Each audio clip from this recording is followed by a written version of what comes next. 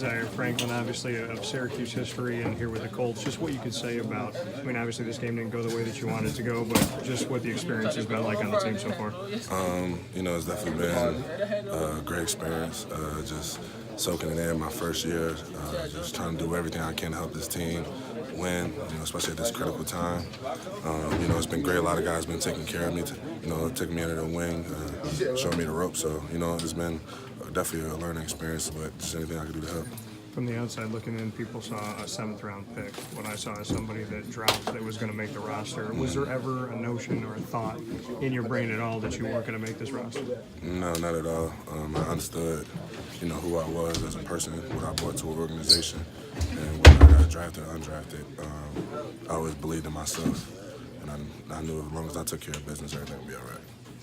The process of going through and trying to make that 53-man roster, just what you can say about, now going through it, you can't simulate it. So what did you take away from it and learn from that experience? I think just my biggest learning experience, not only through that, but just my whole rookie year. If I could sum up one piece of advice I'd give to myself early on, would just be to run your race. Like, you can't pay attention out. There's a lot of things that are going to distract you on the field, off the field.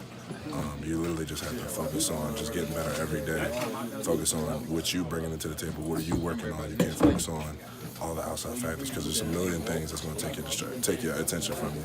So just run your race. That's really all I can think of. There's this number 44 that has a little bit of significance to Syracuse history, and you're wearing that on your chest. Just what you can say about that? Once the final cuts went down, I had 97. I definitely wasn't going to keep that. And 44 opened up via trade. And, I thought to myself, I wore 4 in high school, wore 4 in college. So I kind of wanted to go back to a 4 type number. And then it was a little kind of like a head nod back to Syracuse, just for, all the great things, experiences I had there. You said some guys took you under their wing. Who are some of the guys on this defense that really helped you out? Najee, he played for the Eagles recently, his first year here, and 8-year vet. Better name drop me on Anthony walking too, the kind of the vets in the room. Those guys definitely helped me out. As well, even Mike Mitchell, when he got here, somebody I always try to steal game from as well. So, they got great vets on this team. We're very young, but I think the guys who do have experience do a great job of taking care of us and making sure we're doing the right things. What has this NFL season so far taught you about, your capacity, your level of what you can get to? Have you pushed yourself farther and farther and farther? I mean, you get to that point where you think, okay, maybe this is my best. Have you continued to push that term, so to speak?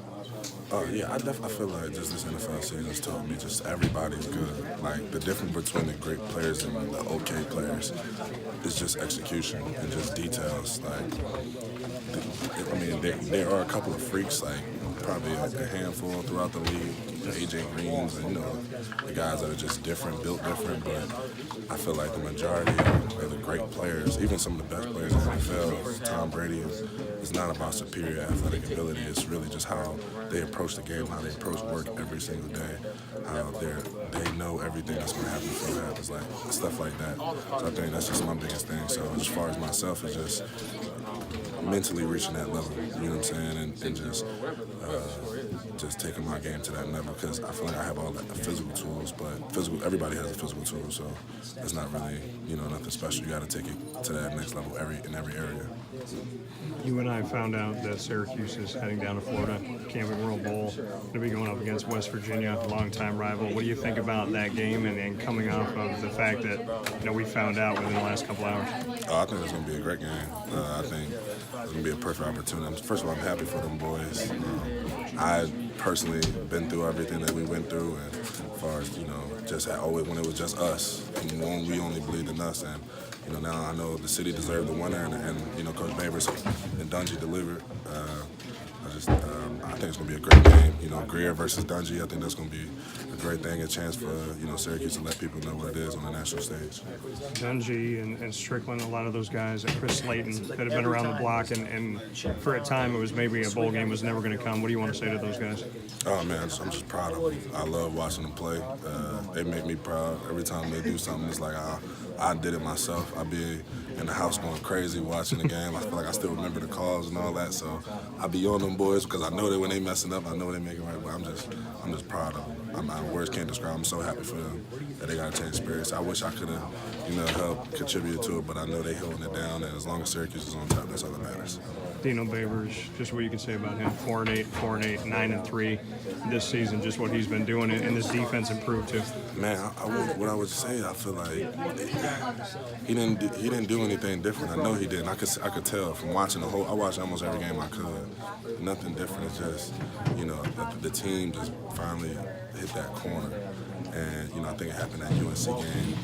And they first started to believe in themselves. And they felt like they were one of them teams, and they believed that. And once they did that, it just took off. And when you believe in yourself like that, nobody can stop you, except yourself. And finally, kind of going off of that, just what would be your words of wisdom to guys out there trying to make it here in the league, knowing how you came and how you got into it? I would just say, just dare to be different. Just don't be average in anything you do, and just keep working. And faith in God, and everything else is gonna take care of itself.